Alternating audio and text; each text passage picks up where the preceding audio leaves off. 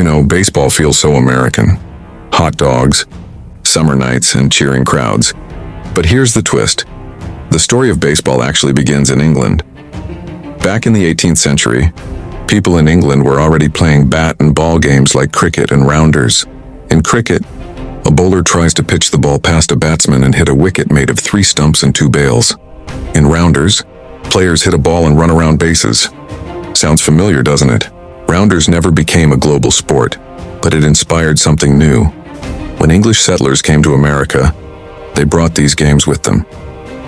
By the early 1800s, Americans were playing all kinds of bat and ball games. They didn't have foul territory, and sometimes players could even throw the ball at runners to get them out. But between the 1840s and 1860s, something amazing happened in New York City. Local clubs started organizing the chaos. They used a diamond-shaped field, 9 players per side, and a clear set of rules.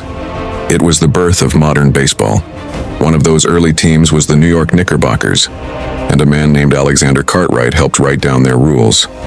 Now, there's a famous myth that General Abner Doubleday invented baseball in Cooperstown. He didn't. In fact, he wasn't even a fan. Baseball wasn't invented by one person. It evolved from the games people were already playing in New York. By the late 1850s, baseball fever had spread.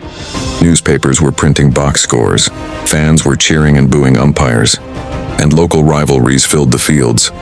Brooklyn's best 9 even faced off against New York's best in what became the very first All-Star game in 1858. Then came the Civil War, and surprisingly, baseball went to war too. Soldiers played the game in camps to pass the time. When the war ended, they took baseball home with them. Soon, people from every corner of the country were playing the same game, the New York rules. By the 1870s, baseball had become the national pastime, and in 1869, the Cincinnati Red Stockings became the first professional baseball team. They wore matching uniforms, traveled the country, and went undefeated for an entire season. A .300 batting average was already considered excellent, just like today. Fast forward 150 years, and players throw harder, hit farther, and stadiums shine brighter. But when you look closely, it's still the same diamond, the same 90 feet between bases, and the same spirit. From English fields to American dreams, baseball didn't just come to America, it became America. It's a story of creativity, community, and identity. It's our game, so next time you're at a ballpark, eating a hot dog and singing "Take Me Out to the Ball Game," remember, you're part of a story that's been 200 years in the making. Thanks for listening.